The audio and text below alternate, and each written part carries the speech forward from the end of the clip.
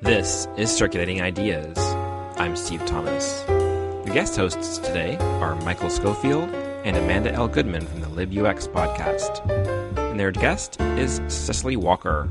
She's a librarian at the Vancouver Public Library.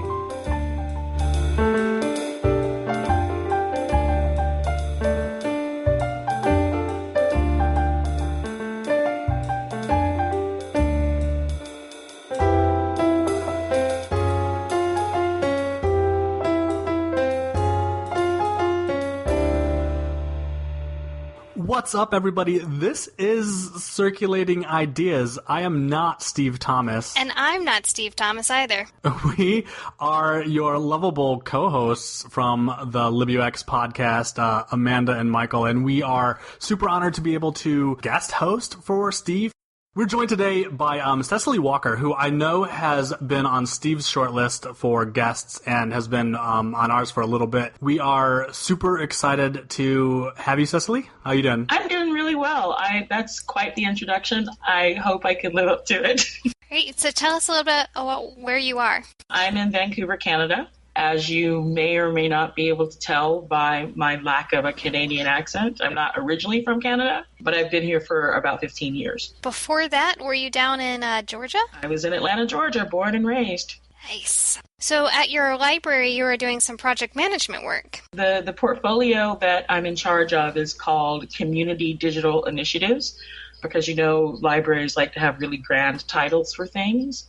But it's really, if you've worked or are familiar with the academic library space, it's a public library's version of doing digital humanities. And essentially what we do is we work with community partners, community organizations, or individuals to get them to record their memories or their stories about certain Vancouver neighborhoods or certain Vancouver communities, particularly if those communities are either threatened, either through development, gentrification, or in one case, one of the projects that we just recently launched, we've been working on a project to take photographs of the women's Memorial March quilt, and these are quilt panels that commemorate missing and murdered Indigenous women from Vancouver's downtown east side. What I do is I have a team of librarians and library technicians that I supervise, and I just try to keep the projects on the rails, essentially. I don't get to do any of the hands-on work.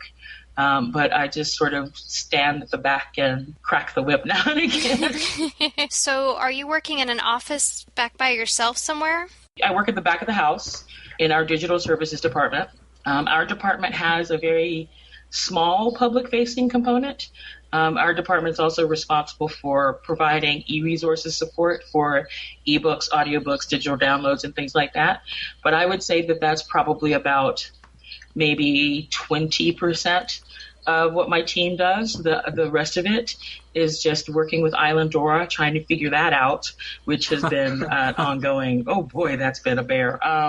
Going out and recording stories and learning about photography, learning about setting up a digital repository, learning about, audio recording and audio editing, all kinds of things that they couldn't have anticipated in library school. So it's been quite an experience for us. That's what I was going to ask you. I think it's kind of interesting, and I wanted just to know whether you would kind of walk us through maybe in the average process of going out and recording someone. Are you transcribing as well? I'm just curious to know the process and maybe your equipment. I can probably give you a list of equipment later for show notes if you do show notes. But say, for example, we did a project, Chinatown Stories. We received funding from a donor. They wanted to preserve some of the Chinese elder stories in Vancouver. If you look at the makeup of my team, there are no people who identified as who are Chinese or identified as Chinese or had any connections to the community whatsoever. So one of the first things that we really had to do is we had to reach out to people in the community. There was a journalist named Peg Fong who introduced us to a few key community people. And we also did something that was a little unusual for us. A lot of our project-oriented work in the library is still very siloed in some ways, even though we're trying to break out of those silos more and more. So what I did was I approached people that I knew on staff who either spoke Cantonese or Mandarin. I would do an exchange. So I would go to their supervisor and I would say, for this period of time, we need employee X. And in exchange, we will send you employee Y to fill that person's space while we have him or her working for us on this project. So in some cases, we have these little digital Tascam recorders. They're the kind of recorders that journalists have used before. A lot of historians have used them on projects in the past. We also have, which is a huge benefit to us, we have this huge digital inspiration lab at the library. So in the last year and a half or so, we really just ramped up the digital and audio equipment that we had available to us. So in some cases, we would go out and we would take these little Tascam recorders. It would be one library staffer, one librarian, and one other person who would take photographs occasionally.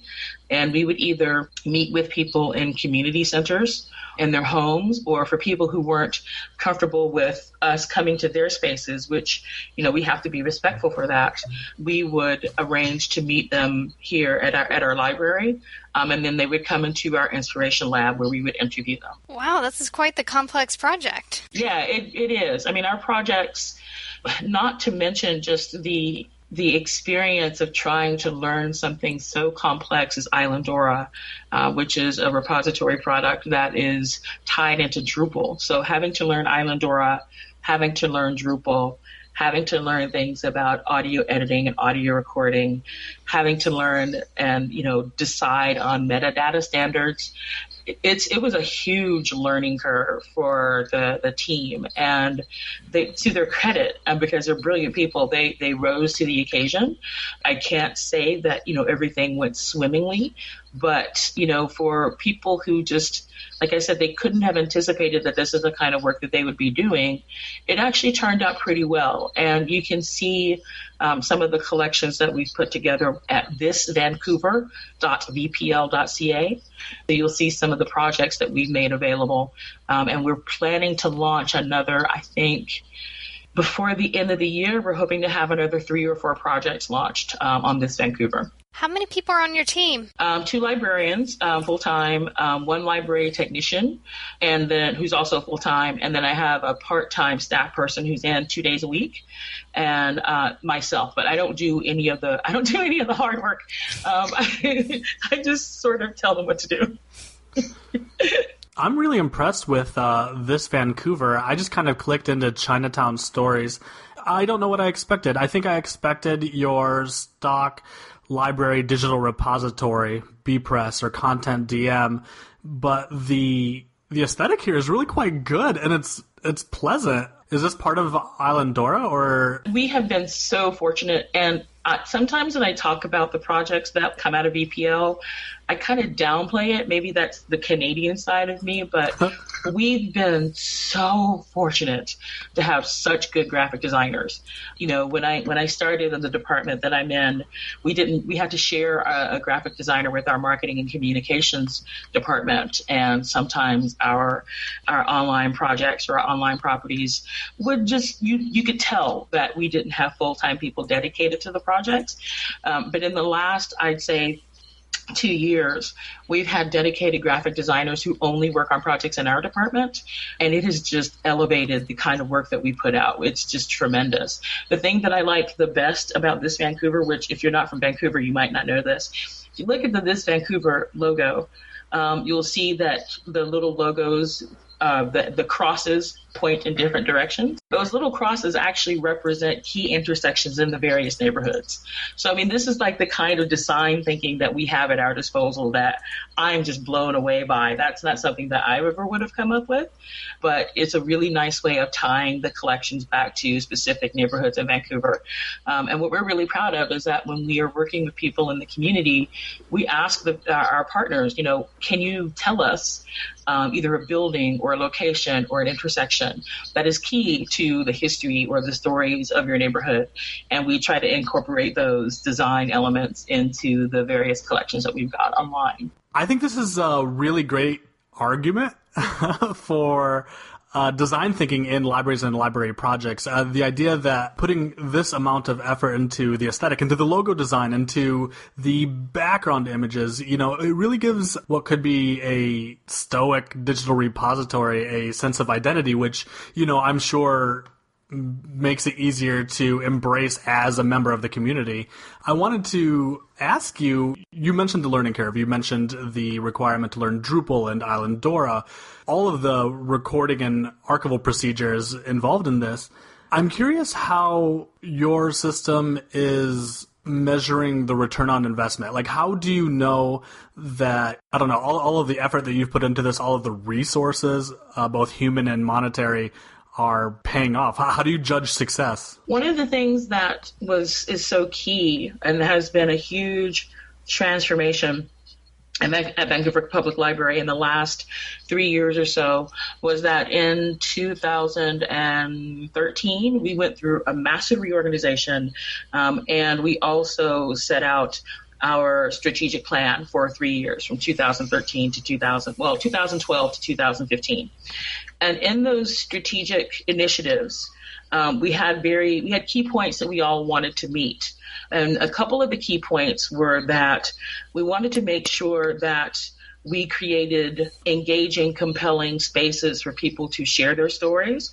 But another metric is just measuring the degree to which our staff have risen to the challenge of adapting and adopting and learning new technologies and implementing these new solutions. So what we do is every month, the assistant managers, which is what my job title is, we have to submit board reports that talk about these are the projects that we've been working on, and these are how these projects meet these particular initiatives. And at the end of every quarter, there's a big report, and then at the end of every year, there's a big report. So we're really accountable. It's not so much about numbers, although those are important. We do keep track of things like Google Analytics and those kind of web statistics. But for us, the bigger return on investment for this project is just the sense of pride and the sense of permanence in a way. Not that we've made promises to people in the community that these collections will always be there, but they have a sense, especially for those communities that are in transition or that are changing rapidly, they now have a place online where they know that the things that are in danger of disappearing, that they will have someplace to go back to. So we judge based on the feedback that we get from the community. We judge based on the interest that we get from the public when we talk to them about this Vancouver at community events. We judge based on how many people, after they find out about the kinds of projects that we're doing in the Community Digital Initiatives portfolio, how many people just come to us and say, I know a great project that you guys should be doing, or I know this great person that you should talk to, and this is a project that you should be working on. So it's quantitative to a degree, but it's more about the quality and the engagement and the level of satisfaction that our staff feels and that the public feels at the end result of every project. This is making my heart sing because I'm a digital projects person. So I'm just like, oh, how wonderful it'd be to do this. I worked with a bunch of archives and did community type projects like this. So pretty familiar with, and especially the feeling you get. I mean, I don't want to sugarcoat it. I don't want to make it seem like, everything at VPL is hunky-dory rosy all the time. It's been hard. And, I can't remember who it was. Somebody on Twitter asked, I think it was this morning, what was the most fun project you've ever worked on? And I snarkily composed a tweet that said, "Projects are fun?" ? But then I deleted it. It's really, really, it's difficult. But when I just look at the work that my team has done, I'm just blown away that I get to, I don't know, I like to think of myself as kind of a cheerleader, and I'm somebody who removes obstacles for people so that they can be successful. That's what my job is. My job is not to do the hard stuff of figuring out Drupal and Islandora.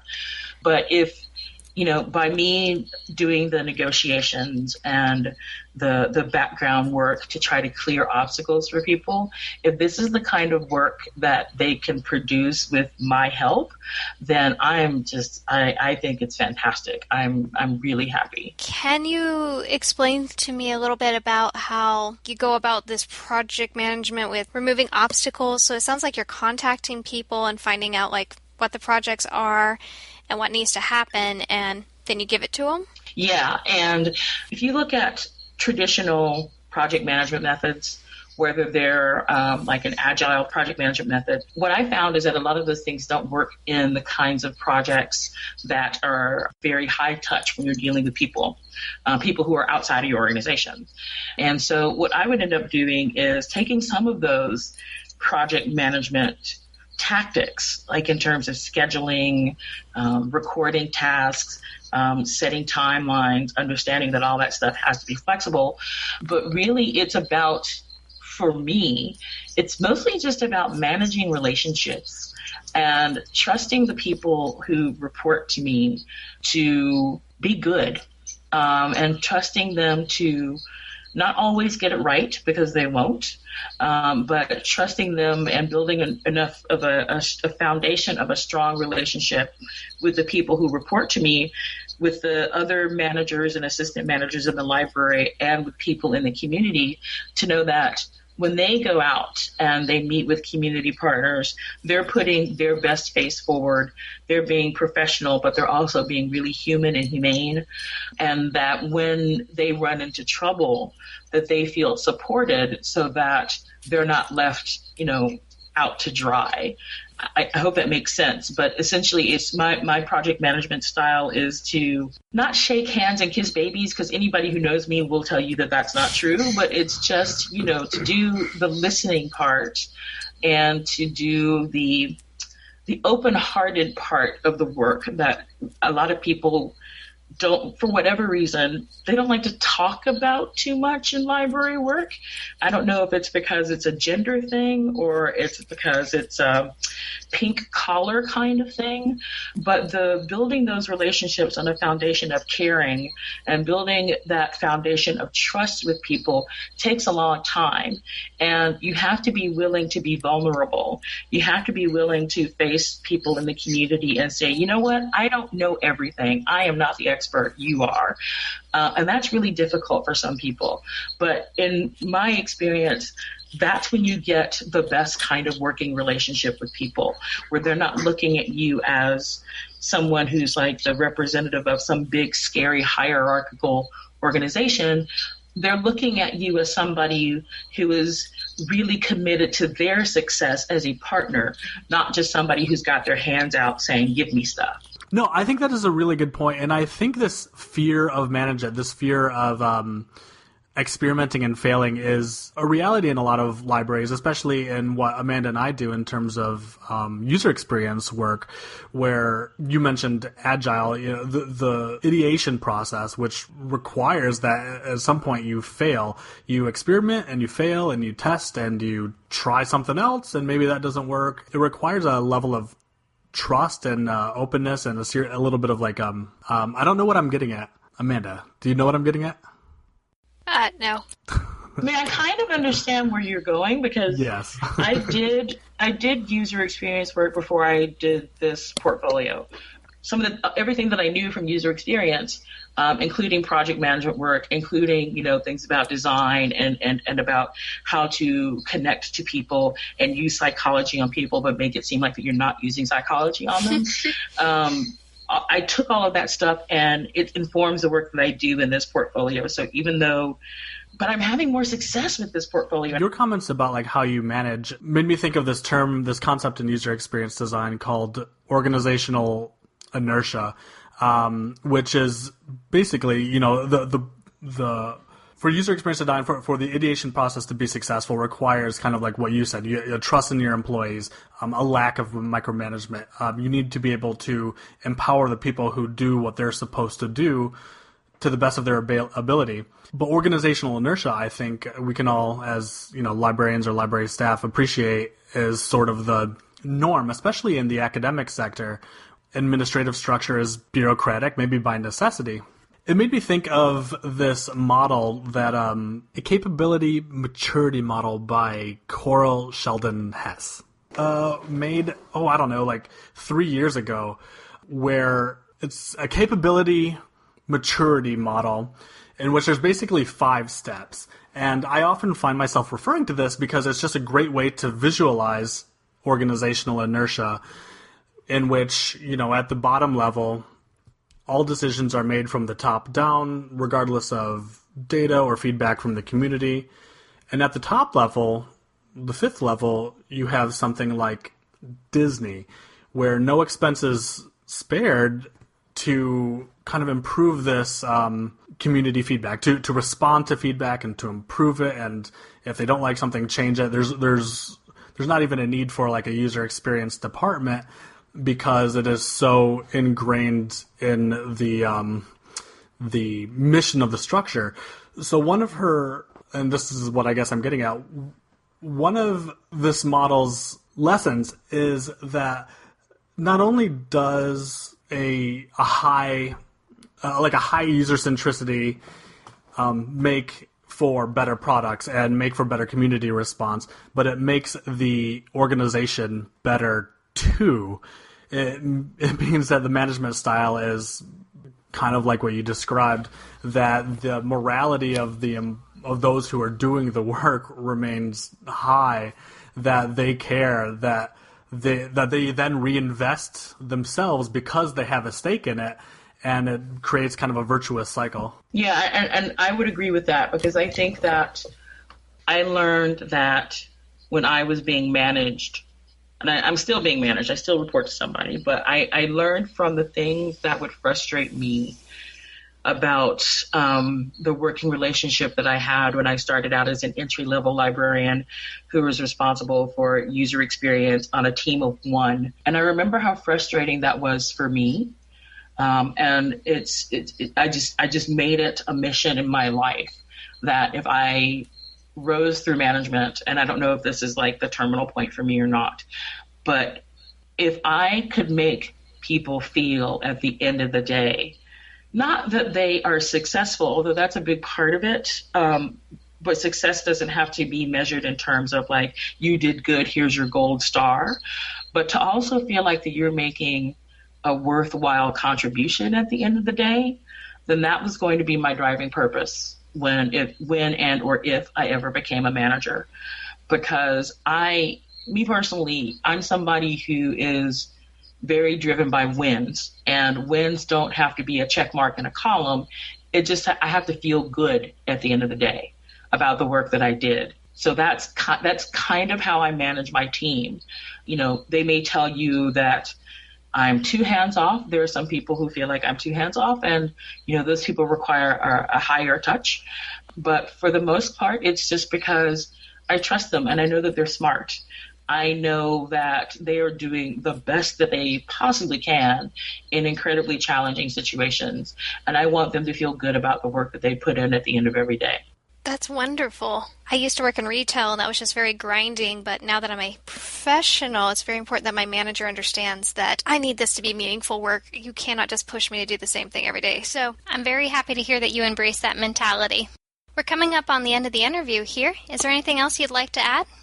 I think I wanted to just try to encourage people, because I know that I've talked to a lot of people about project management in libraries, and they feel like it's either too rigid for them, or there's too many steps, or what have you.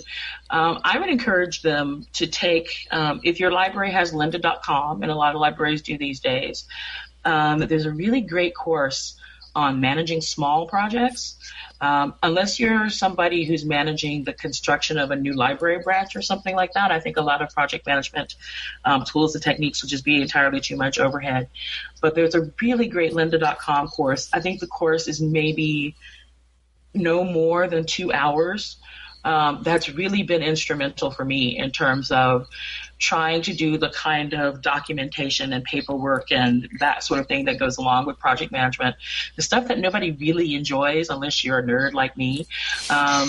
But check that out, because I think that even for really, really small projects, like, you're implementing something, well, I'm going to say small projects, it's going to be my huge library bias.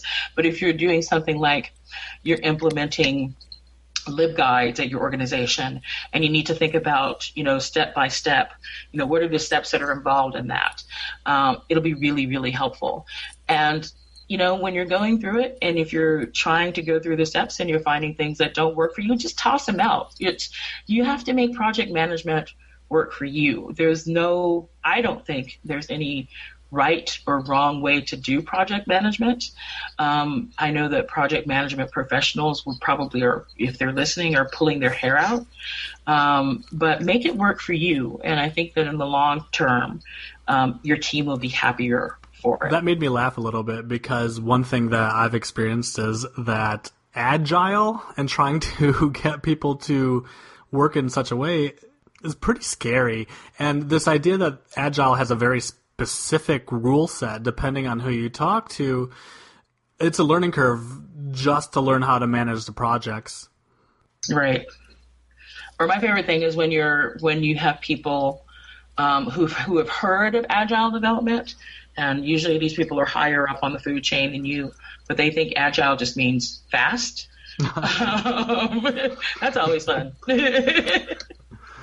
Oh, I did have one little project management question. When you're looking at timelines and stuff, how do you kind of predict them in the stages? It's a challenge for us, because since we're doing so many projects that are interdepartmental, we not only have to consider our schedule, we have to consider the schedules of the departments that we're working on, that we're working with. So I guess in some ways I rely on my expertise, which is not going to be helpful to people who are listening, in terms of like, these are the people that I'm working with. I know what they're like to work with, and I know from experience where the bottlenecks are going to occur. And one of the things I learned when I used to work for MindSpring, an internet service provider. That'll tell you how old I am, because MindSpring doesn't exist anymore.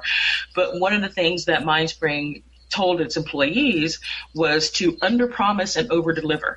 So when I'm putting together my timelines, I pad them like crazy.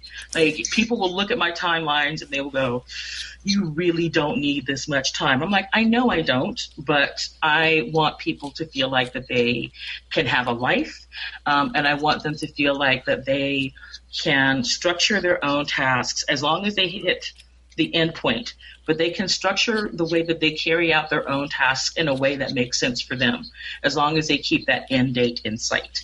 So I pad everything like crazy. And then when we do it faster, people are amazed and happy. Yeah, that's the same philosophy we use at my work as well. How are they tracking it? Are you using like Trello or something? I use Trello. And Trello is a new thing for us.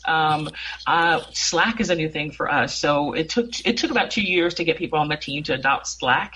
So it's like little incremental things. And also we have to consider the fact that we're in Canada, and Canadian internet privacy laws are way stricter than in the United States. So there are some things that we can't keep in a system like Trello or even like Slack, because, Canada's library laws or whatever. So, we can use some of these tools. In some cases, it's a case of asking for forgiveness rather than asking for permission, and of me saying, I don't know anything about it, and as long as I don't know about it, you can do whatever you want. But in terms of my own project management, I use Trello and I use Slack a lot. We have Trello and Slack integrated, so my team can go in, and when they're in Slack and they think of something that they need to do, or they think of a project, or they think of an idea, they can just add it from within Slack. And people are subscribed to their own boards. When I keep track of the boards, there's this really neat feature that Trello has that when a task or when a card starts to get a little old, it starts to crumple like pieces of paper. And so when I start to notice that, the little pieces of paper are starting to crumple and turn yellow, that's kind of my time to say, hey, so-and-so, where are we with this, that, and the other? And I have bi-weekly meetings with people. So I meet with my individual team members every other week, and we have a team meeting every other week. So it's a lot of the face-to-face working things through, a lot of the individual working things through, and just keeping track of things in a tool like Trello. Thank you very much for joining us here on Circulating Ideas, where we are not Steve Thomas. Michael, do you have anything to finish it up? So while you guys were talking, I went and Googled MindSpring. I was a little curious because it sounded familiar. Apparently, not only was MindSpring absorbed by Earthlink, but apparently it's sort of known for this 14 deadly sins of MindSpring. Yeah, the 14 deadly sins of MindSpring. So here's the title. It's I'm going to read these because there's 14 bullet points, and it used to be called the core values and beliefs, and I think they changed it to the deadly sins when Earthlink came along, which should tell you something. Well, I think I love the subtitle. So here it is. It's the 14 deadly sins of MindSpring, or ways that we can be just like everybody else. Number 1, give lousy service. I guess I'm not going to iterate through all of these, but I'm really impressed. Customers can't get immediate live help from sales or support. I kind of want to talk just for an hour about the 14 deadly sins of MindSpring. It seems like a really good jumping off point for quality service design. It was such a great company to work for. I mean, this is in the early days of the internet, and I'm just going to have to give up trying to pretend I'm younger than I am. I got a job at MindSpring when I signed up as a customer, and they used to have a MindSpring Usenet group just for people who use Macs, and they would use Usenet and email and stuff like that, but they would use Usenet for technical support for people who, on different platforms they didn't really support, and at the time they didn't really support Macs, even though they would sign up accounts. And I started answering questions in the Usenet group, and somebody contacted me and said, hey, do you want to come work for us? It was more than 20 years ago now. They were so instrumental to my customer service ethic, and it still carries on today. Their number 1 core value is work should be fun. We respect the individual and believe that individuals who are treated with respect and given responsibility respond by giving their best. Yes. Wow. On that note, I think we are going to put an end to Steve Thomas's Circulating Ideas. Hopefully, if we time this out right, this might be the 100th episode, but if it's not, this is episode blank of Circulating Ideas. Well, Cecily, thank you so much for joining us here on Steve Thomas's Circulating Ideas. It's been a pleasure to talk to you. Where can people hit you up on the internet or support the work that you're doing? You can hit me up on Twitter, which is basically where I live. My Twitter handle is Skeskely. It's SKESKALI. Yes, there's a story behind the name. You can also find me at cecily.info. But I tried to delete a whole bunch of back entries on my blog, and now there are no entries that are older than 2015, and I'm in the process of working on that. But either one of those is fine. Cool. Thank you much. Thank you again to Steve Thomas for giving us an opportunity to host his podcast. I'm Michael Schofield. And I'm Amanda L. Goodman. You can find us at libux.co. Circulating Ideas is produced by Steve Thomas in the suburbs of Atlanta. Find out more about the show at circulatingideas.com, including links to old episodes, transcripts, and how you can help support the show. You can find the show on Facebook at facebook.com/circulatingideas or follow it on Twitter at circideas. To help others find the show, please rate and review the show on iTunes, Overcast, or your podcast app of choice, and keep circulating your ideas.